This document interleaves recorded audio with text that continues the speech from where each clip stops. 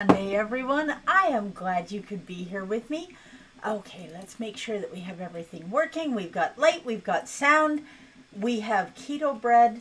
Okay, we are going to have some fun today, and I am going to share with you one of my favorite parts of Thanksgiving dinner, and that is the stuffing in the turkey. I can do without the turkey. I can definitely do without the mashed potatoes because I don't eat potatoes anymore.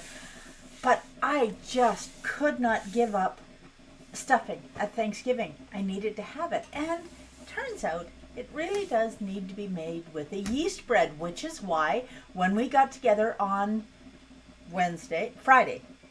When did we do this? Friday. When we got together on Friday, we made a yeast bread. Now, I just realized that I forgot to turn my phone on Do Not Disturb, but now it is before it even whistled in our ear.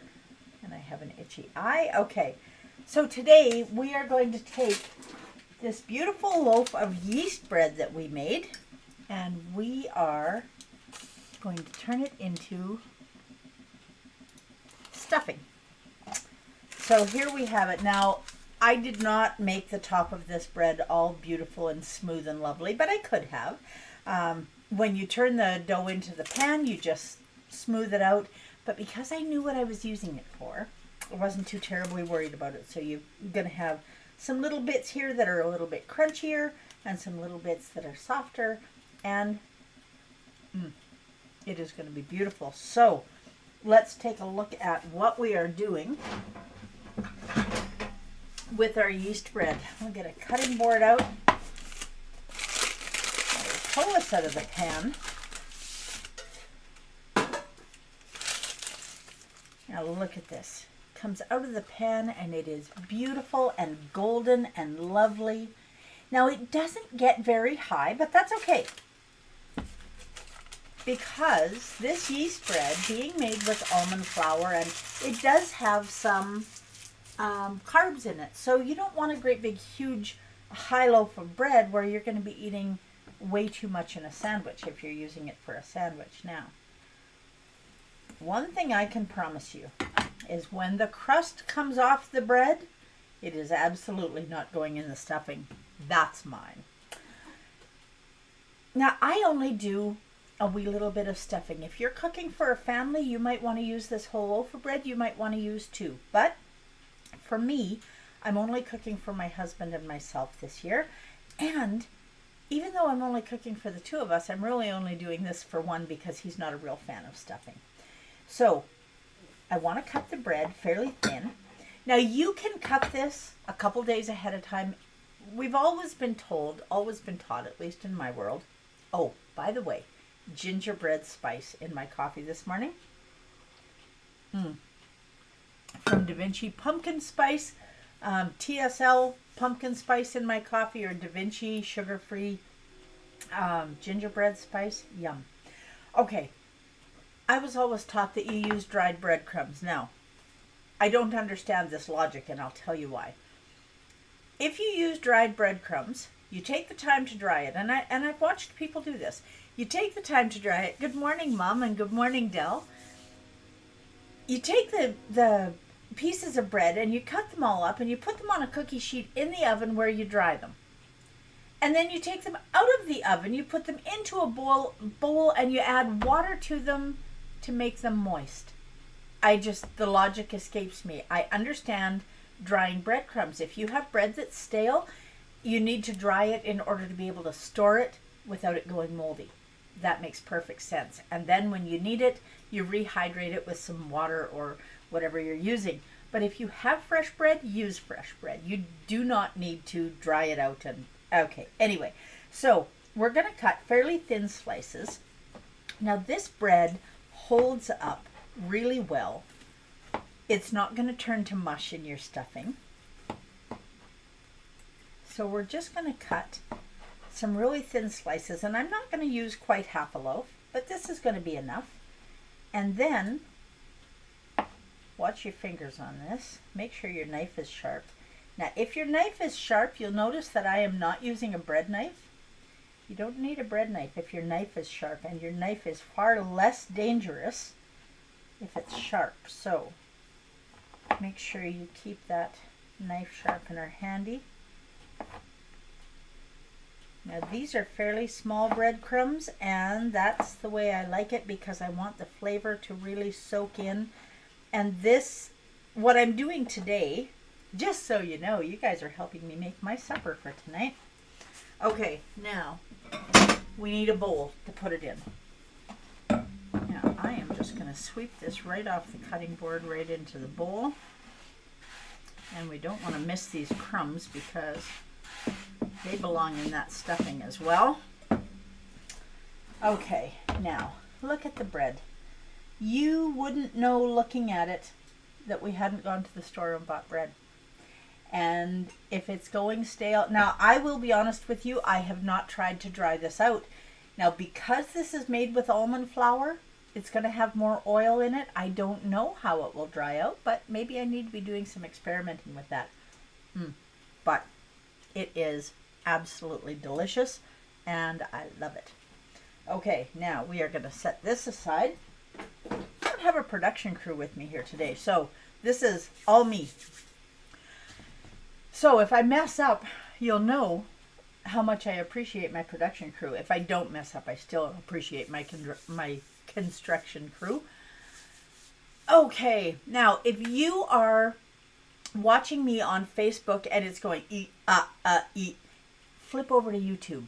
I don't know what the deal is with Facebook, but I know that it works great on YouTube and it doesn't stall. Okay, we're going to set this aside. Now, often when I do something with you, I tell you about the carbs in onions, and there are carbs in onions.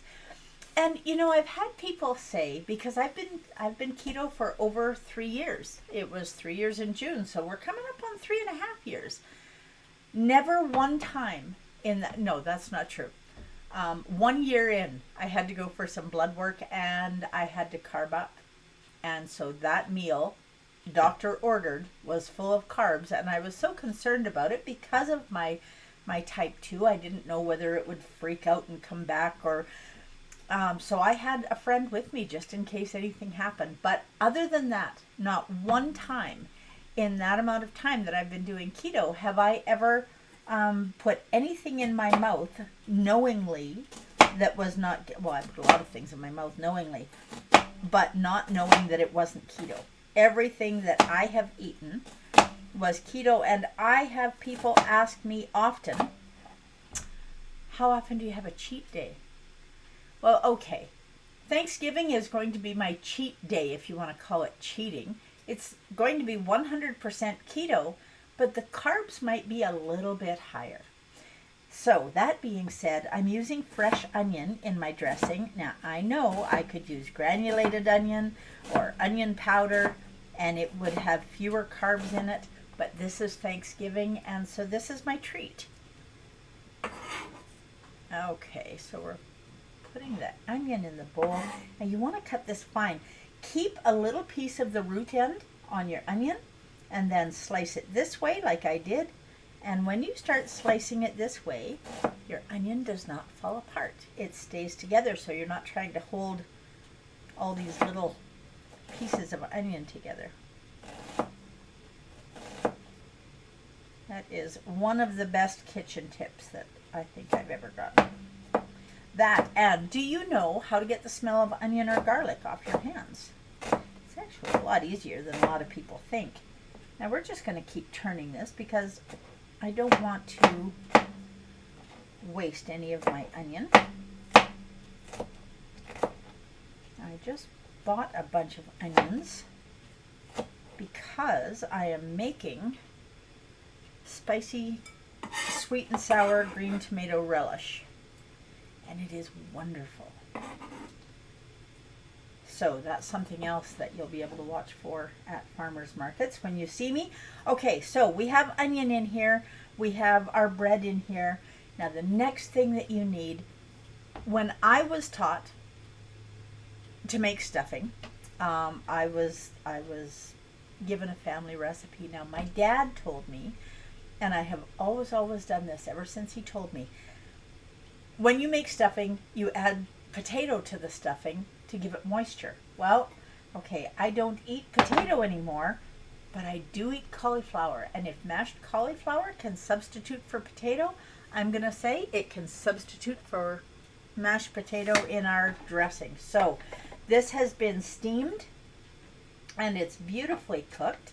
And I'm going to throw it in my food processor just because it's easier than mashing it. So I'm going to get noisy for a minute, but I know you guys can deal with it. Okay, so where did I put the lid for my, there it is. Okay, now we are just going to make a little bit of noise.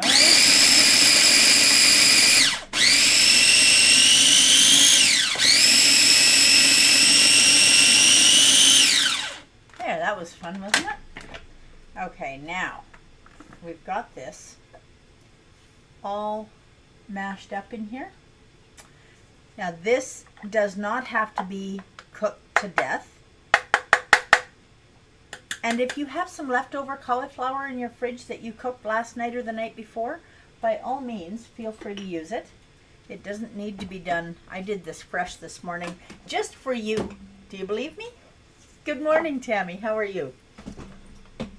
Okay, so we are going to take, let me find my little, we're going to take this cauliflower. And this is 3/4 of a cup of mashed cauliflower, give or take. It doesn't have to be precise. One of the things about dressing that is beautiful, dressing, stuffing, I'm not really sure what the right way is. Maybe one's Canadian, one's American. Actually, I do know that there's a difference. One is when it's cooked in the bird. Stuffing is cooked in the bird and dressing is cooked beside the bird. So there you go. Okay, so we have our mashed cauliflower in there. And we're going to add some butter to that. So it just gives us a little bit of extra fat. Now, you cannot make dressing or stuffing however you're doing it, and this can be in the turkey or it can be beside the turkey. If you need to do lots, you can stuff the turkey and then you can do another bowl beside. But you absolutely have to have poultry seasoning, and look at how much poultry seasoning I have left, just a wee bit. I am glad to say this is my 3rd batch and I am sold out again, so guess what I'm going to be doing? Okay. Now this is one of those things that you can do a taste test on. So you can get this all mixed up, add a little bit of salt, and get it all mixed up and ready to go in that bird. Now I do not have a turkey out today, so there's not going to be any turkey stuffing today, so this is just going to be a dressing, but that's okay. Now look at how beautifully that's coming together. You can't see any difference between the onion and the cauliflower. And okay, now I am going to do a taste test because you just have to.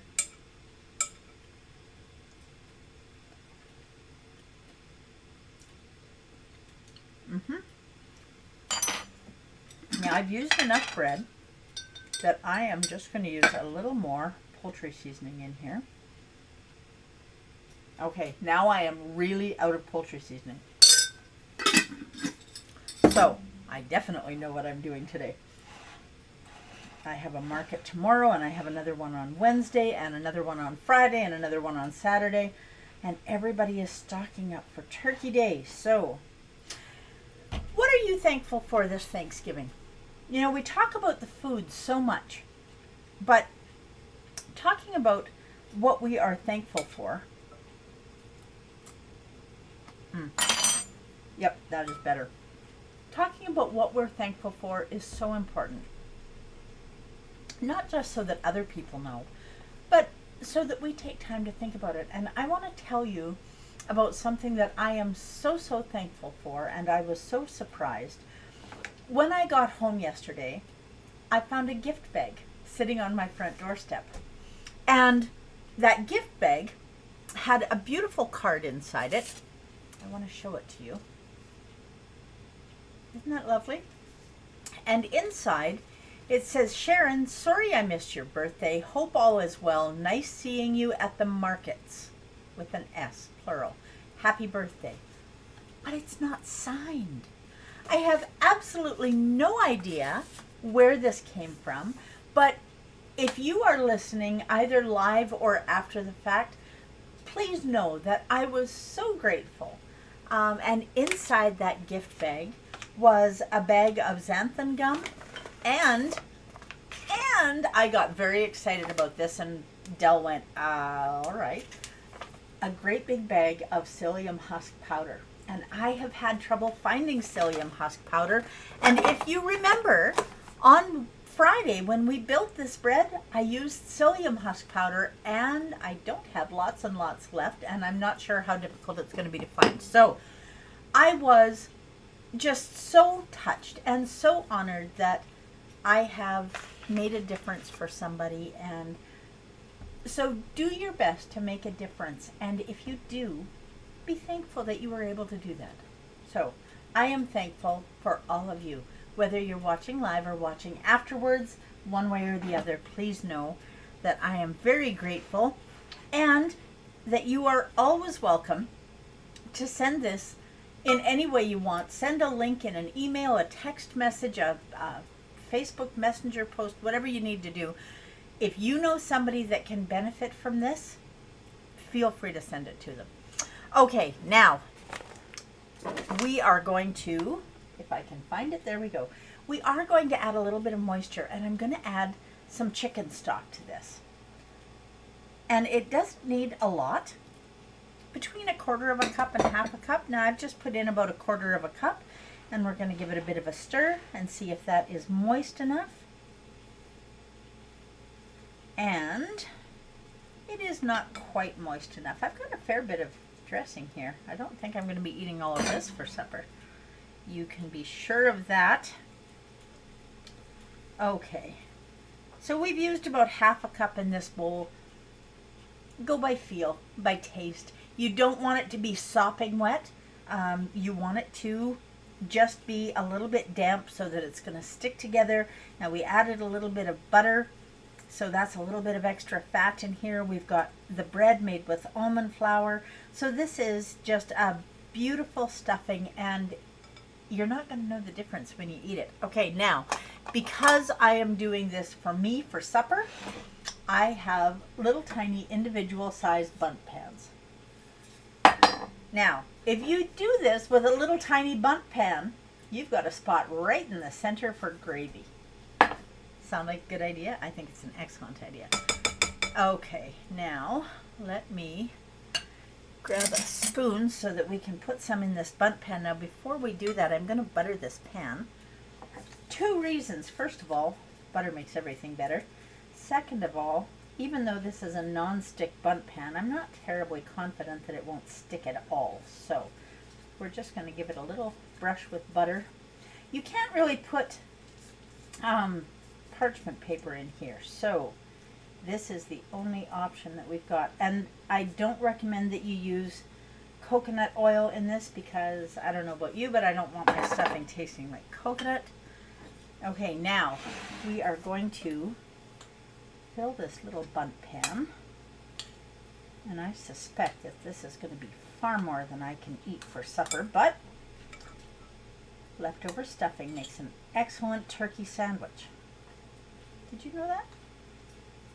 You put some turkey and some mayonnaise, homemade mayonnaise. Why are we doing homemade mayonnaise? Because most of the mayonnaise that you buy in the store is made with canola oil or soybean oil, which is horrible for you.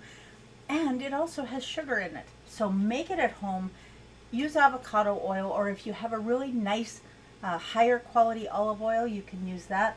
But this is my little bundt pan filled with stuffing. And I'm going to throw this in the oven at 350 degrees for about half an hour-ish, a little more maybe. And at the end of that half hour,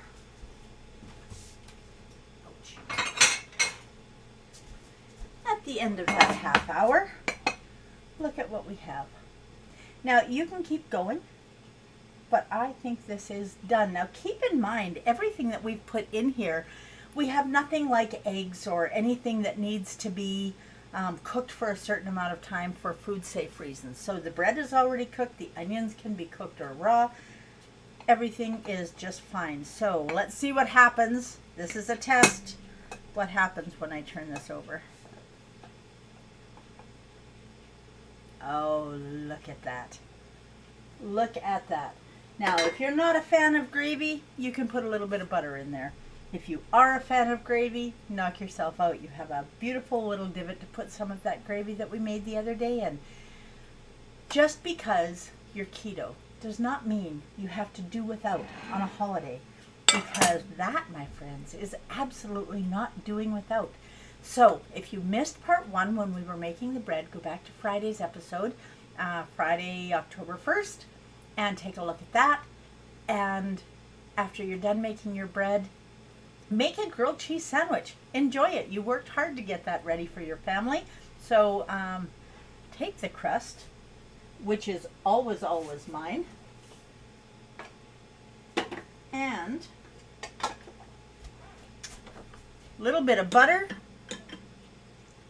Now do this when it comes out of about 20 minutes after it comes out of the oven. Let it continue to cook for a while when you take your loaf of bread out of the oven. And after it's had a little bit of time to cook,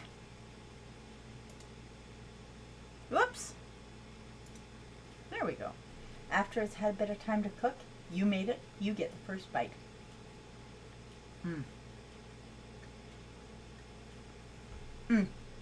Yep. That never gets old. I don't eat bread often because it is higher in carbs, but every now and again I do. I took too big a bite. So, what are you doing for Thanksgiving dinner? Are you cooking a ham, a turkey, both? One way or the other, whatever it is you're doing, look for ways to do it in a healthier way. Keto is not about giving up the things that you love. It's about finding a new, better way to have them. So we need to keep looking. Now, we made mushroom soup a little while ago, and then we used it to make one of my very favorite recipes, my grandma's Swiss steak. You can make that mushroom soup and use it to make green bean casserole. You don't have to give things up. Just find a way to do it in a healthier way. Because every time you do something to honor your body will work better for you.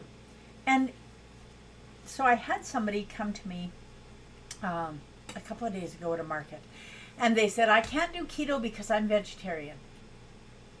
And I said, okay, so why can't you do keto? Well, because I'm vegetarian. And I said, well, I encourage you to either book an appointment with me so that we can talk about this, or do some more research, because you absolutely can do keto if you're vegetarian. If you are vegan, that's going to be a whole different conversation to have, but whether you're vegetarian or an omnivore or a carnivore, you can have a beautiful Thanksgiving dinner, and the most important part of that Thanksgiving dinner is going to be the friends and family that you share it with.